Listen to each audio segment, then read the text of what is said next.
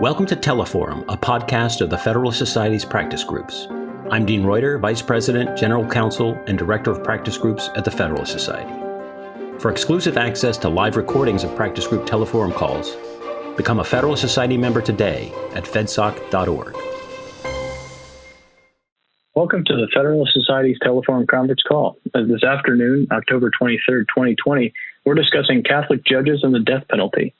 I'm Nick Marr. I'm Assistant Director of Practice Groups at the Federalist Society. As always, please note that expressions of opinion on today's call are those of our expert.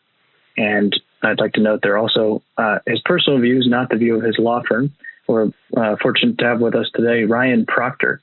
He's an associate at Jones Day. So after Ryan gives his opening remarks, which should go about a half hour, we'll then go to audience question and answer. So be thinking of those when we get to that portion of the call. Thanks for sharing with us today, Ryan. I'll give the floor up to you. Thank you so much, and thank you to the Federalist Society for hosting this event. So like said, our topic today is whether Catholic judges who are faithful to church teaching can, in good conscience, participate in capital cases. Now, to be clear, this is not an issue of how to interpret the law. I'm taking for granted that the death penalty is constitutional and that the law requires judges in some circumstances to issue or affirm death sentences. Instead, it's an issue of whether it's morally permissible under church teaching to carry out what the law commands. Now, obviously, I'm coming at this from a Catholic perspective, but I do think this topic is worthwhile for others because, first, Catholics aren't the only people with religious and moral concerns about the death penalty, and second, most people, I think, agree that there can be a point where the law commands something that, in good conscience, we cannot follow, that a point where just following orders isn't a good enough reason to do something. Now, the answer to this question of whether Catholics can participate in capital cases is surprisingly not straightforward because this area of church teaching is complicated. It encompasses two main questions. First, whether and to what extent the death penalty is morally wrong under church teaching. And second, what consequences follow for a judge if the death penalty is morally wrong. Now, sincere, faithful Catholics in the legal profession who are knowledgeable about their faith and knowledgeable about the law have wrestled with these two questions and reached a wide range of conclusions. So, for instance, Justice Scalia, in a 2002 article in First Things called God's Justice and Ours, concluded that the death penalty is morally permissible. And so Catholic judges can fully participate in capital cases. Judge Amy Barrett, when she was fresh out of law school in 1998 in the Marquette Law Review, and an article called Catholic Judges in Capital Cases, concluded that the death penalty is morally wrong, at least in modern circumstances. And so Catholic judges cannot issue death sentences, but they can participate in capital cases on appeal for reasons I'll discuss later. And yet another view, Justice Scalia also said that if he agreed with the position of Judge Barrett that the death penalty is morally wrong, then it would be wrong to participate in capital cases at any stage, trial or appellate, and that he would in fact have to resign from the Supreme Court. So a whole gamut of opinions. So I'll begin with some background on how the Church's teaching on capital punishment has developed over time. Then I'll consider the view that Judge Barrett has held that the death penalty is immoral and what consequences would follow from that. And then lastly, I'll consider the view that the death penalty is in fact morally permissible under Catholic teaching. So start with the background. Pretty much everyone agrees that the death penalty has to be permitted to some extent under church teaching because historically the Church has treated the practice as legitimate. Under some circumstances, and many Catholic countries have, over the centuries, had and applied the death penalty. This is an important point to make because the Church is not like a legislature that can repeal older policies and adopt new ones, or even like a court that might treat precedents as presumptively right, but have the power to overturn even well-established precedents. Rather, Catholics believe that the Church preserves and expounds upon and applies the faith that Christ handed down to the apostles, and that has been faithfully preserved in each generation of the Church. The Church cannot go back on what it has definitively taught in prior generations, and the Church doesn't claim to receive new revelations that abrogate older ones. At the same time, it's also important to note that from the very earliest days of the Church, there have been voices who have said that the death penalty is contrary to Jesus' example and to the idea of Christian mercy, and who have said therefore that the death penalty shouldn't be carried out. So, one famous example, St. Augustine, who lived in the 4th and 5th centuries, when he was a bishop, he frequently wrote to public officials urging them not to carry out scheduled executions. Still, if you were to take a time machine, say to as recently as 1950, and ask people what was the church's teaching on the death penalty, you would find some Catholics who opposed the practice and some who favored it. But you'd be hard-pressed to find somebody who said Catholic teaching outright forbids states from executing criminals who've committed grave crimes.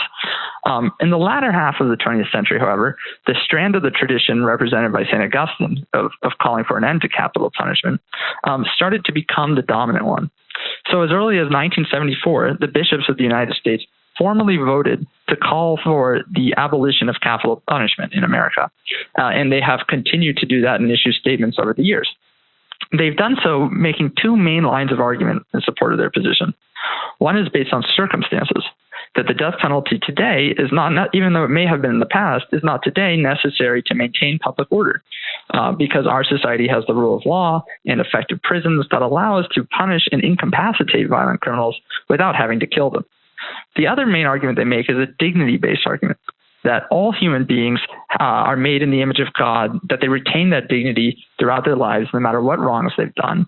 And so just as the church stands up for the unborn, stands up for the mentally handicapped, stands up for those at the end of their life, so too it should stand up for those who've committed even serious crimes and call upon us to respect their dignity by sparing their lives.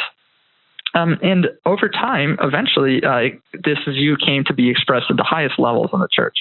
So, for instance, Pope St. John Paul II in 1995 in a document called Evangelium Vitae said that capital punishment should only be resorted to in cases of absolute necessity. In other words, when it would not be possible otherwise to defend society. And he concluded that because today there have been steady improvements in the organization of the penal system, such cases are very rare, if not practically non-existent. And Pope Francis has gone even further. Most recently, just earlier this month, in a document called Fratelli Tutti, where he said that the death penalty is inadequate from a moral standpoint and no longer necessary from that of penal justice. Thus, he said that the death penalty is, quote, inadmissible, and that the church is firmly committed to calling for its abolition worldwide. And he has, in fact, called upon all Christians and all people of goodwill to work for the abolition of the death penalty. So that's sort of the background. And the question is how to interpret this development. So I'll start again with the view that Judge Barrett has, that this means that in a society like the United States today, the death penalty is morally wrong. It's morally wrong to execute criminals. On Judge Barrett's view, the church never had a clear position on capital punishment before the second half of the 20th century. You had kind of conflicting opinions going different ways, but not one definitively expressed teaching of the church. But as abortion and euthanasia and other attacks on innocent life became more widespread, the church has had to stand up and clearly and forcibly defend the dignity of all human life from conception until death.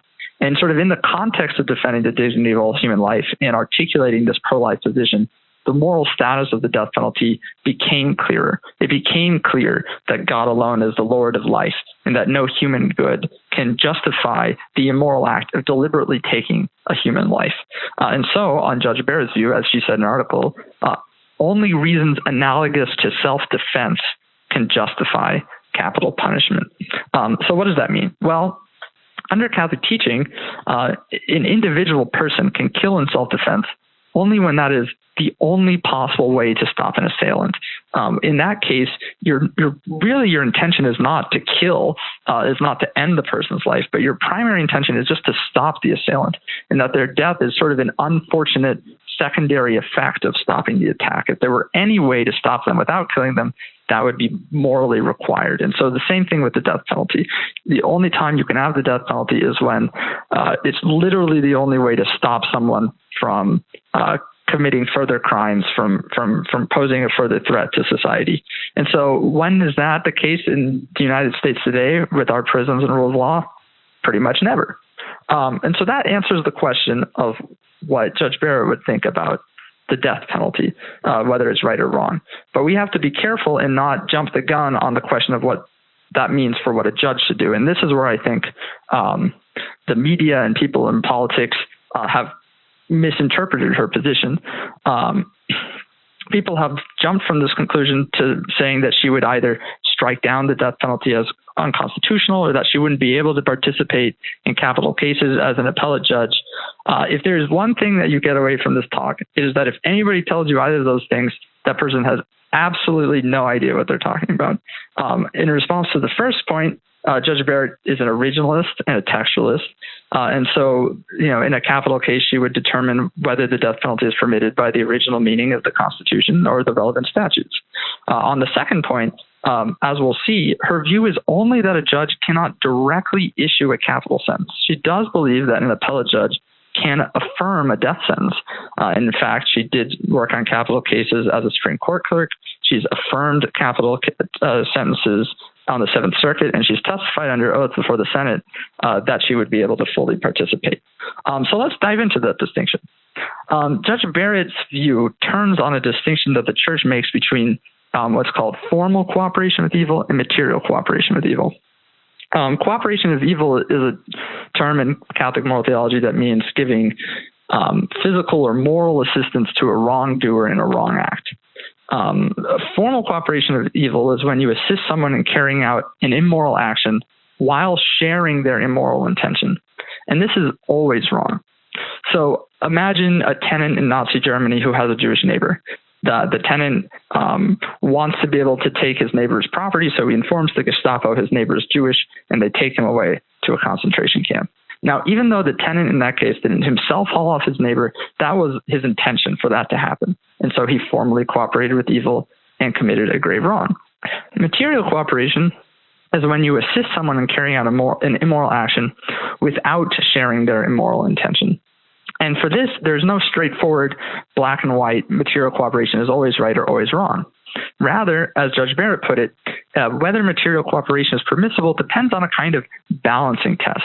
You have to balance the good of the action that you're doing against the badness of the evil, the proximity between your action and the evil, and how certain it is the evil will come from your action.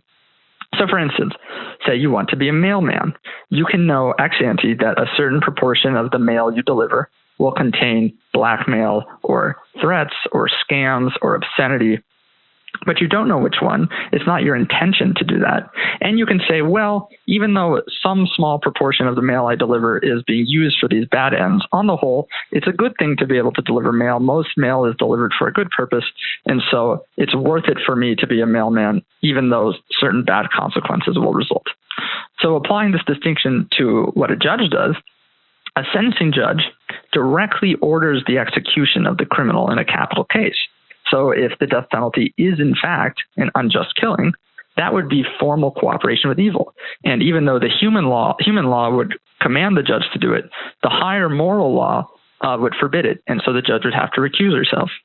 But when an appellate judge affirms a capital conviction or sentence, the appellate judge does, in a sense, make it possible for the sentence to be carried out.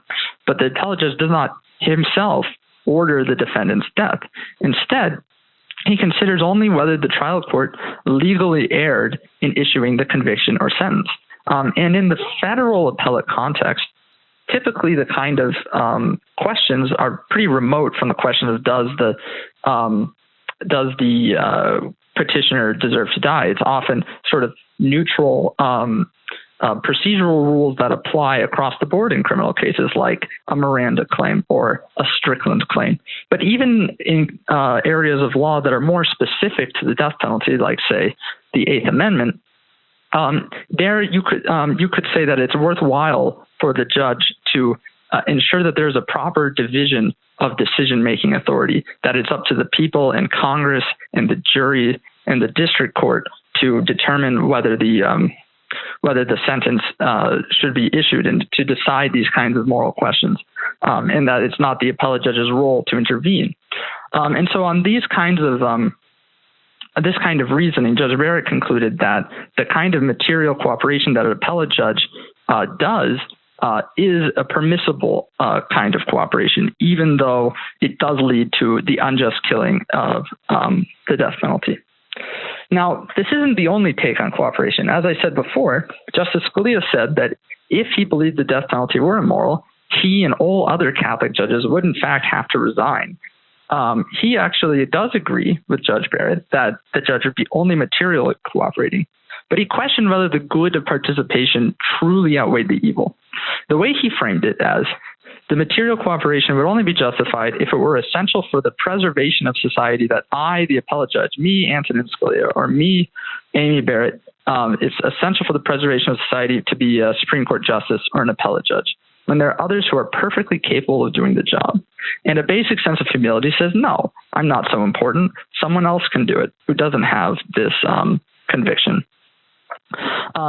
And, I do think there's something to be said for this view, especially because, you also have to factor in the issue of scandal.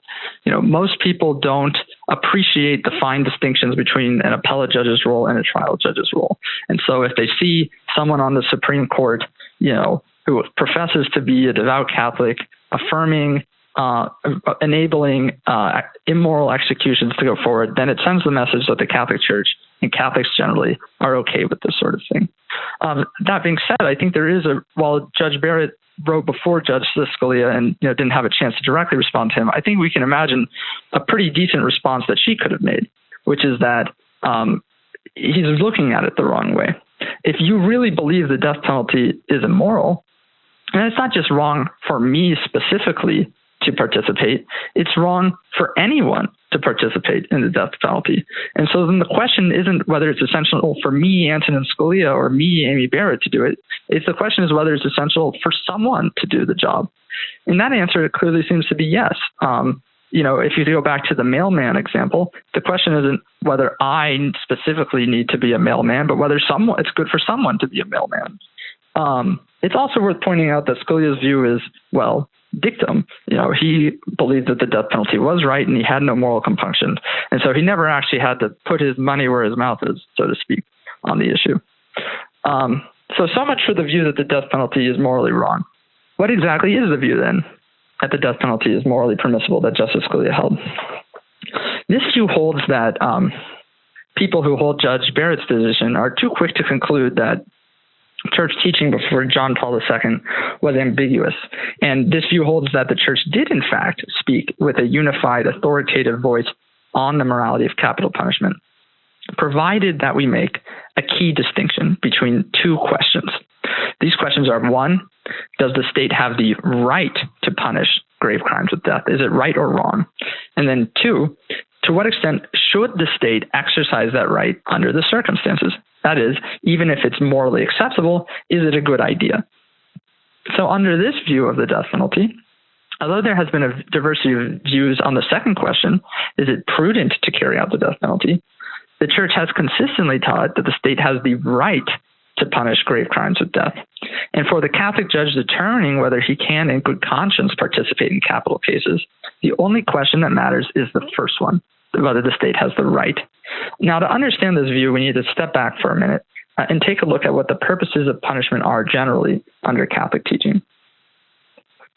The primary purpose of punishment under Catholic teaching is retribution, to redress the disorder caused by the offense by imposing a penalty that is proportionate to the wrong committed by the offender, to give the offender, in other words, to give the offender a penalty that is on the same sort of level as the wrong he committed. Now, the secondary purpose, but that's not the only purpose. There are other secondary purposes, which include maintaining public order, maintaining public safety, promoting rehabilitation of the offender, deterring other offenders, and so on. Now, when we distinguish and we say that retribution is the primary purpose, what we mean by that is that it is an essential element of every just punishment. It's what makes the punishment just or unjust, moral or immoral. So if we don't have proportionality, if we don't have proper retribution, then we can't say that the punishment is just, no matter what the secondary purposes say. So for instance, if we said that we should have the death penalty for shoplifting, that might really effectively promote deterrence. People won't shoplift. And it might promote respect for, theft laws. But it's unjust because it's excessive. The shoplifter doesn't deserve to be killed. At the same time, the church has never taught that the state has to fully exact retribution for every wrong committed. And if the state tried to do that, we would live in a police state and society would fall apart. I mean, imagine you were fined every time you were rude to a coworker or didn't call your mother when you should. Instead, you have to take into, when considering the prudential question of whether to punish a particular wrong and to what extent to punish that wrong, you have to take into account the secondary purposes.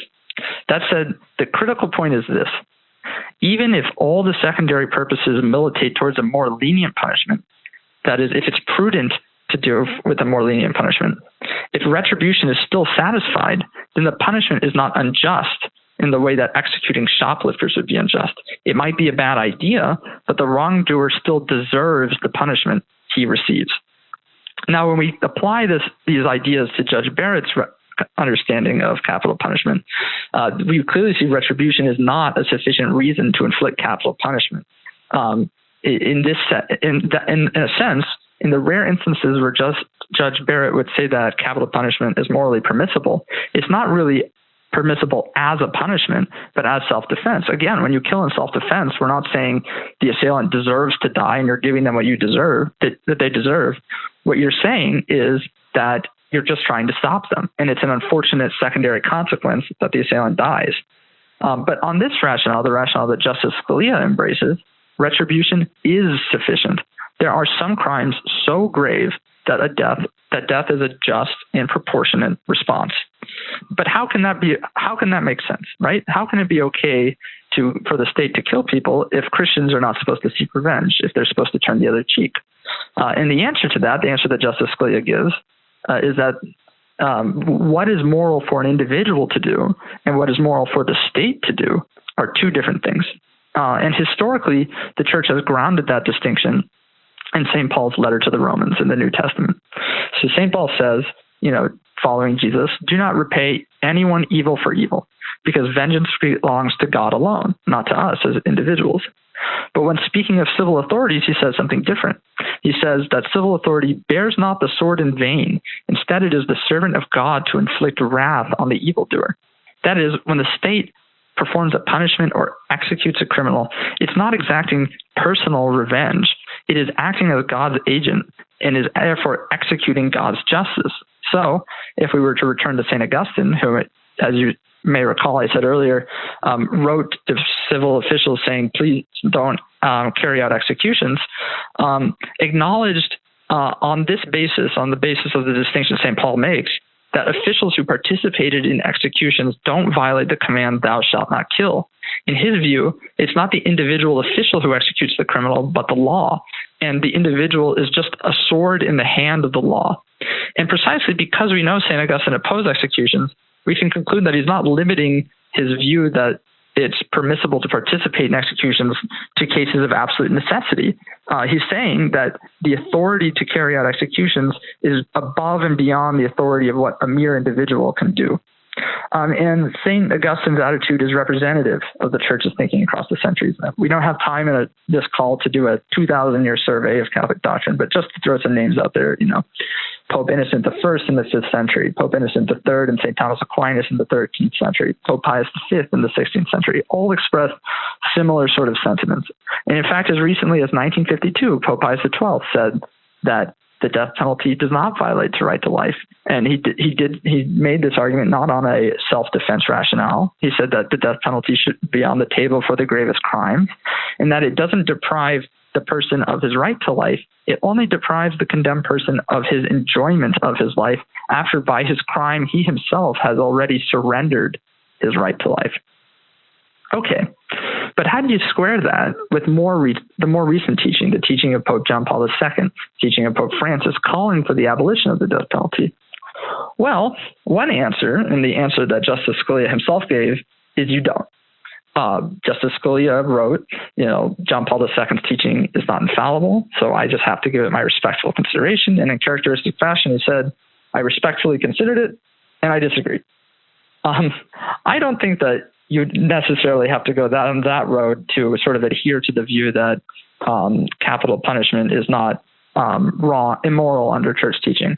I think you can understand what Pope John Paul II, Pope Francis, and American bishops over the past 40 years as talking about the prudential judgment, about when should the state exercise its right to inflict capital punishment, not as denying that the state has the right to inflict capital punishment in the first place. In other words, they're making arguments from within the tradition of, these are the purposes of punishment and how you should apply them, not altering the tradition which has historically said that some crimes are so grave that death is a proportionate response.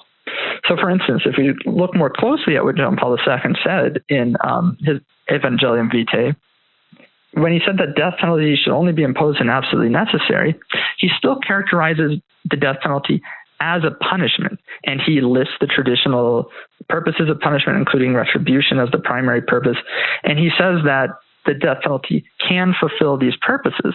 Now, when he says that these purposes are fulfilled only when it's absolutely necessary for society, I think that has to be understood primarily as talking about the secondary purposes of punishment, about rehabilitation, about public order, because the moral blameworthiness, the question of how much punishment does the wrongdoer deserve, turns on the blameworthiness of his past action. It doesn't turn on how good the prison system is.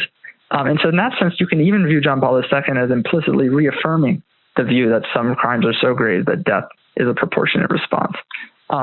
Likewise, Pope Francis in Fratelli Tutti reaffirms that the state can and must inflict punishments according to the seriousness of the crimes committed. He identifies his position with St. John Paul II. And he states, when he criticizes the death penalty, he says that it's no longer necessary from the standpoint of penal justice. Pope Francis, I think often he wants to focus on the concrete application of what should be done in the here and now rather than abstract questions. But his emphasis on that it's no longer necessary is showing that he's not trying to depart from the traditional view that some crimes merit death. He's saying that when you consider the circumstances, the right thing to do is to no longer exercise this right. So on this view that I've just outlined, does that mean that you can just brush aside what Pope John Paul II and Pope Francis have said? No, absolutely not. Their statements don't meet the very specific criteria for infallibility, so it is possible to legitimately and respectfully disagree. But absent very good reasons for doing so, Catholics do owe assent to the firmly expressed non-infallible teachings of the Church. And in my personal opinion, I think that is what we have here. But critically, that teaching addresses only whether the state should exercise its right to execute criminals today. That teaching addresses only the prudential question, right? And so that matters a lot for people whose job it is to make the prudential judgment. Prosecutors, legislators, voters, people whose job it is to decide, is it a good idea to execute criminals? But judges are different. It's not the judge's role to determine whether it's a good idea to carry out capital punishment. Rather, in some circumstances, the law requires judges either to issue or to affirm capital sentences.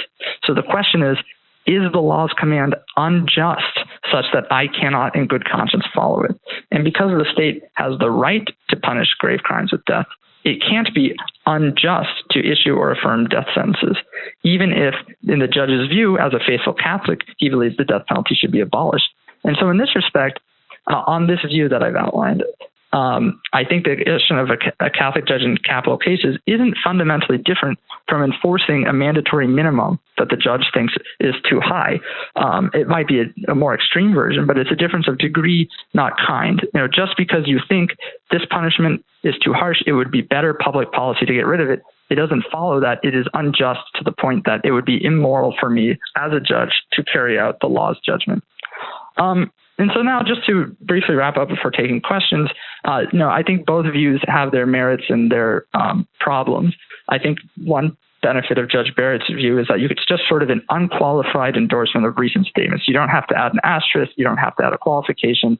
And some of the statements about human dignity sort of looked at on their own really pack a very powerful punch that this is just not, the death penalty is just not the way we should respect human dignity today.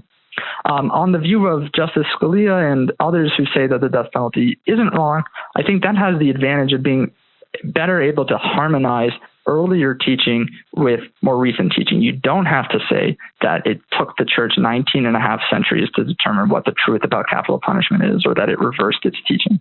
But both views, despite their differences, allow a wide space between what the judge supports as policy and what laws he can enforce in good conscience. And so I think regardless of which view, we might ultimately find more persuasive, I think we can say that it's simply unwarranted to say that Catholic judges aren't fit on account of their conscience and their faith to participate in the judicial system. And with that, I'm happy to open it up to questions. Great. Thanks very much, Ryan. So we'll go to the first one now. Hello, my name is John. And I first want to say that I think you've done a phenomenal job of addressing the issue from many angles. I do, however, think that there's a number of things that are often neglected when considering this and addressing the role of Catholic teaching. And so maybe you can address them here. One is that the Catholic teaching on the death penalty really stems from the Bible. In Genesis, it's a covenant with Noah, wherein he actually says, who spills man's blood, his blood shall be spilled. The other, I think, too, that's important, I'll just limit this to three, is that while we may have the ability to incapacitate a criminal force, so that they don't harm society, I think we often forget what that does to the prison population, and that, no one wants to go and live in a prison full of MS-13 members, right? I mean, there's other prisoners we have to consider. And there's also the idea that that living in those conditions or living in solitary confinement is actually not dignified. So in terms of preserving the dignity of the human person, that may not be necessary. And then the final thing is that there actually is a great bit of controversy surrounding the current pontificate, and particularly its legitimacy. And so I don't think that Scalia's view is really dismissive in the sense that some people think it is. I really think that we're going to see as time goes on. I mean, we just recently saw his pronouncement in this upcoming documentary in the papacy pronouncing certain things with respect to civil unions, which completely contradict, 2,000 years of church teaching as well. So I guess the three things are the Bible, the dignity of the fellow prisoners, and then finally the controversy surrounding the papacy. Thank you. Yeah. So, I mean, just to say that the fact that the church officials have sort of converged on one reading of how to weigh the prudential factors of capital punishment doesn't mean that there aren't other possible ways of doing it, or there haven't been other ways of doing it. So, in fact, there have been voices within the church who have more strongly emphasized that capital punishment is a way of vindicating the human dignity of the victim, and that, in fact, even capital punishment can promote rehabilitation in the highest form by helping the wrongdoer confront the magnitude of his offense and thereby repent of what he's done. When I talk about prudential application of recent popes, and it's not just Pope Francis, it's John Paul II, it's Benedict XVI, it's Francis, and it's over 40 years of Catholic bishops, it is a difficult question exactly to what extent these kinds of prudential judgments are binding on conscience. I do personally believe that the magnitude, the force with which they've been expressed, the formality with which they've been expressed, makes it the sort of teaching that is at least presumptively the one that Catholics owe their assent to. That being said, these kinds of prudential judgments aren't infallible, and it is possible as a faithful Catholic to respectfully disagree and have a contrary view as long as one remains respectful of the view that church authorities have articulated. Thank you. Okay, yeah, especially with regard to the fellow prisoners. I think that's an important point. Thank you. All righty. We'll go to our next question now. Caller with the area code 310. Go ahead with your question. Hi, my name is Walter Partos. I'm calling from Los Angeles. And I want to ask you two things, but first I want to clarify. So You were saying at first that this is something that is allowable because the Catholic Church's doctrine has changed over time, and in times in the past, the death penalty was permissible. Is that basically correct, or what have I mischaracterized? Well, so the view again, I would say that the view is and has always been that the death penalty is a just and proportionate punishment for grave offenses. So when the death penalty is carried out today, I don't think it's unjust in the sense that the criminal is not getting a punishment he deserves. That being said, the view of the Pope and of our bishops has been that in the context of today, it would be a better approach to not go so far as to carry out executions. Actually, the current Vatican said the death penalty is wrong under all cases. 100%, even self-defense, it's wrong. So the current Pope in the Vatican has said it's 100% wrong. I think it's important to distinguish the kinds of statements that various church leaders have made. So I will. The Pope himself has stated this, though. Yes, but the Catholic view is not, whatever comes out of the Pope's mouth is the judgment of the Church. You have to look at the formality of the statement. Well, I know. Sorry, I'm going to have to disagree. I'm sorry to interrupt you on that. I think if you look closely at Fratelli Tutti, he identifies his position with John Paul II, which clearly affirmed the legitimacy of the death penalty in principle. And, when the Catholic Church condemns something like abortion or euthanasia, it says that it's, it calls abortion an unspeakable crime. Whereas Pope Francis in Fratelli Tutti says the death penalty is no longer necessary. Now, we would never say abortion or euthanasia are no longer necessary because they're wrong. And so, again, I do think there is room for faithful Catholics to respectfully and legitimately disagree with Pope Francis's prudential judgment. But I do think that, it goes too far to say that he has said that the death penalty, in a formal way, that the death penalty is 100% immoral.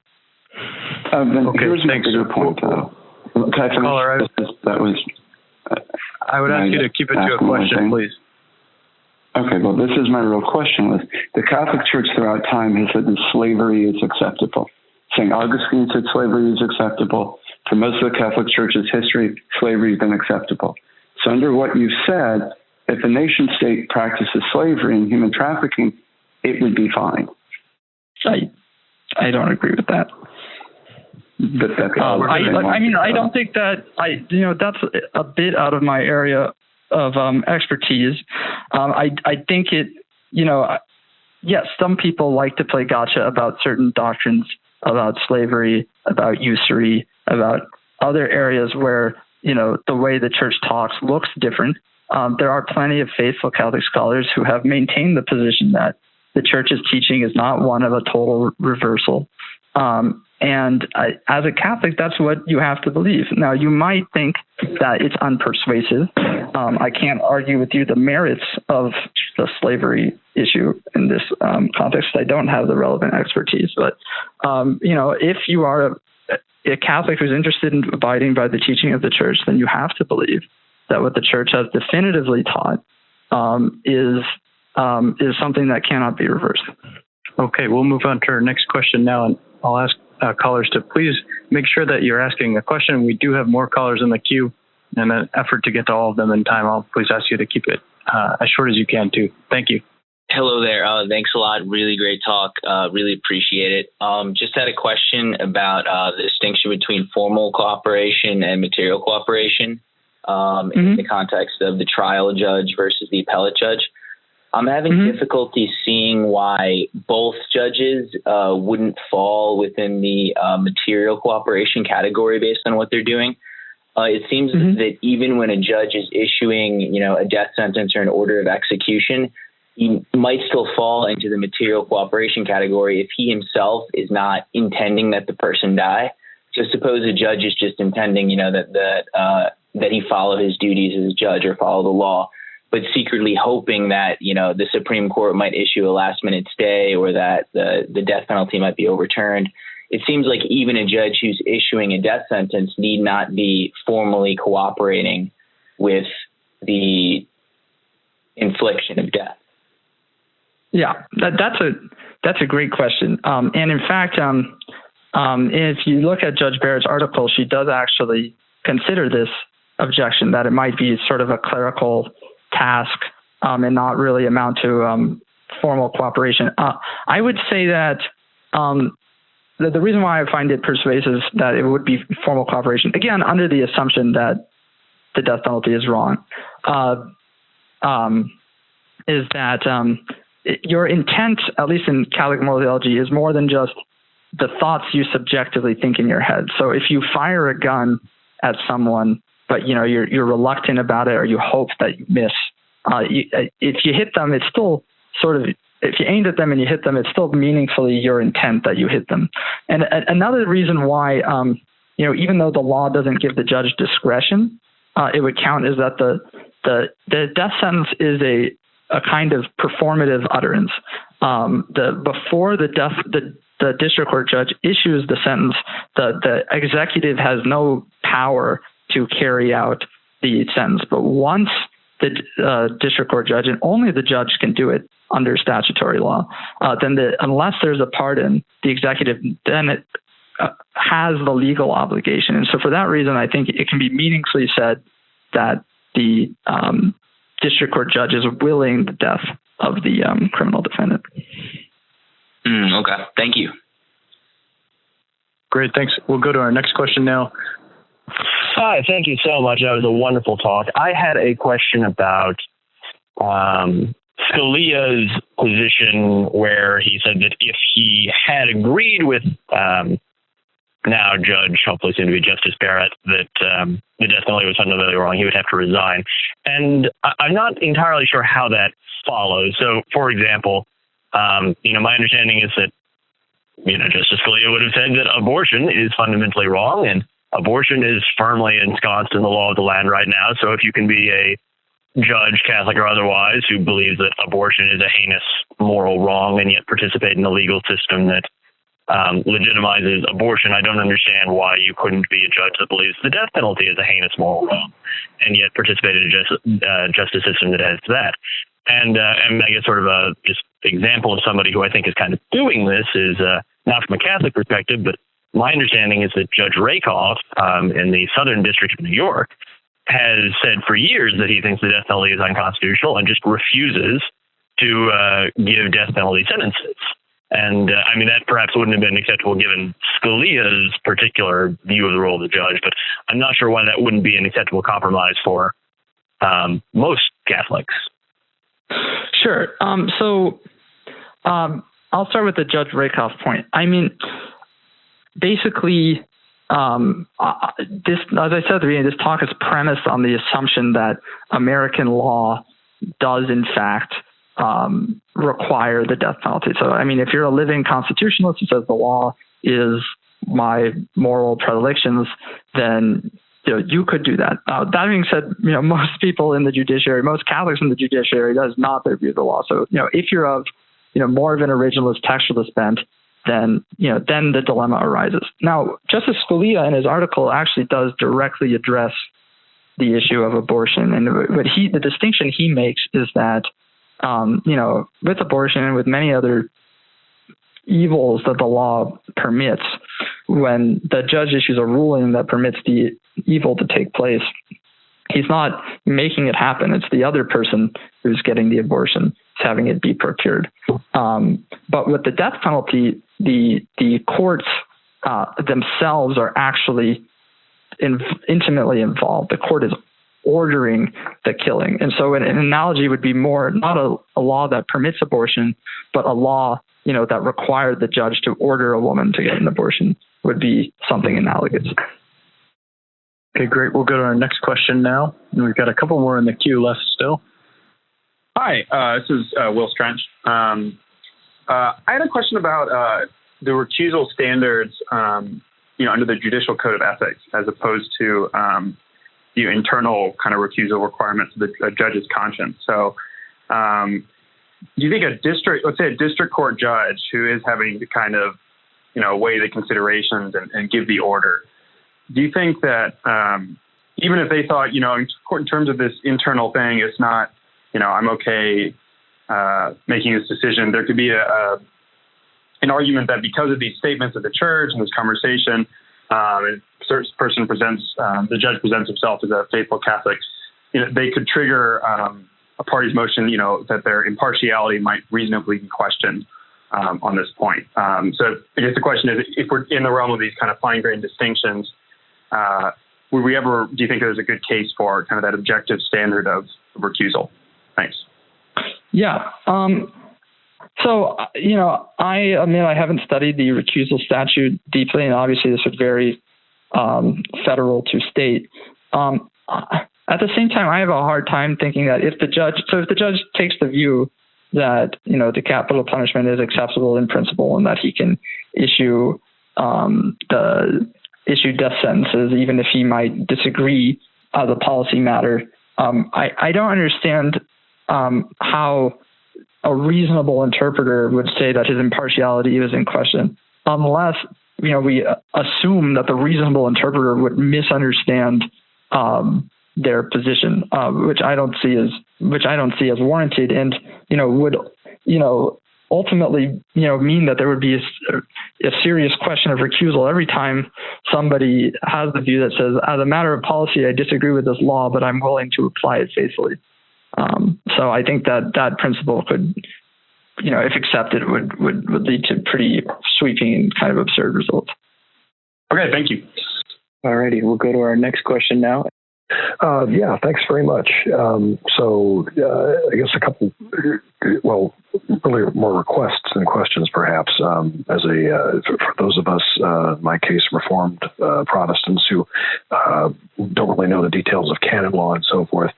I'm curious if maybe you could, provide to the Federal Society for posting with the podcast associated with this, maybe at least a primer or an introduction to the appropriate sections of canon law. And I don't know, in terms of a source of ex cathedra statements, I've heard that Denzinger's Enchiridion is a reliable source, but I've also heard that's not a complete source for ex cathedra statements. Just curious about, a good source for those resources, because your talk raises hopes that perhaps this might open up trial level positions for non-Catholic applicants if this is a significant problem for. And there's also obviously potential forum shopping and gamesmanship for defense attorneys who are going to want to seek, Catholic appellate judges or Catholic trial judges. Sure. So, again, to be clear, I've tried to present both views as fairly as I can. I, for what it's worth, sympathize more with the view that the death penalty is permissible in principle and that Catholics can participate in capital cases even at the trial level. But if you are interested in learning more about the authoritative sources of Catholic doctrine, yes, Heinrich Denzinger's handbook does contain all of a large number of the magisterial statements. It's a bit of a difficult read for a layman, though. If you wanted just a basic outline of what Catholic teaching is, I would recommend the Catechism of the Catholic Church. Okay, we'll go to our next question now. Yeah, sorry. Hi, my name is Rishab Bandari. I just want to commend you, Ryan, for a very learned talk. I really appreciate it. I have one just broad conceptual question, and that's regarding jurors and whether it might be permissible to exclude jurors in death penalty cases. Yeah, I think that's a harder, a much harder question, and I am less knowledgeable about the particulars of what the jurors are required to do. I now that I think about it more, I do think that if you take the Judge Barrett view, then you would have to, that would preclude you from serving on a capital jury, because recommending the sentence seems to me to be intending the death and would be formal cooperation. If you take the view that the death penalty is not wrong in principle, then it may be possible. It really depends on how much discretion you have in weighing the statutory aggravating and mitigating factors, and I'm not sure I can adequately answer that. Okay, so we don't have any callers in the queue right now. We're coming up on the end of the hour. So Ryan, I'll give you a chance for any closing remarks you might want to offer. Sure. Well, again, thank you again for hosting this. Yeah, again, just to recap, I do think that both views afford a wide scope for Catholic judges to participate in capital cases. They are pretty much aligned on the issue of appellate proceedings. The question really just boils down to the trial judge and whether the trial judge can issue the sentence. And I also say, I heard some pushback of people who disagree with the kind of prudential judgments expressed by John Paul II and Francis and the bishops. And while, again, I do think it's the kind of teaching that people give their assent, are required to give their assent to, at least presumptively, it is, in my opinion, possible to, in good faith, reach a different outcome if that's something that weighs on your conscience. But again, I would say that the big takeaway, I think, is that for Catholics, as for hopefully many other people, your view on the policy is really not determinative of whether you can in good conscience participate in. In fact, you can be a devout Catholic and participate in most, if not all, of capital sentencing procedures. Thanks very much, Ryan, and thanks for being with us here today. On behalf of the Federalist Society, I want to thank you for your time and expertise. To our audience, thanks for dialing in. Thanks for your excellent questions. And as a reminder, we welcome your feedback. We welcome your feedback by email at info@fed-soc.org, and be keeping an eye on your emails and our website for announcements about upcoming teleforum calls and about information and registration for the National Lawyers Convention, which will be a virtual week-long event in a few weeks. So thank you all for being with us here today. We are adjourned. Thank you for listening to this episode of Teleform, a podcast of the Federalist Society's practice groups. For more information about the Federalist Society, the practice groups, and to become a Federalist Society member, please visit our website at fedsoc.org.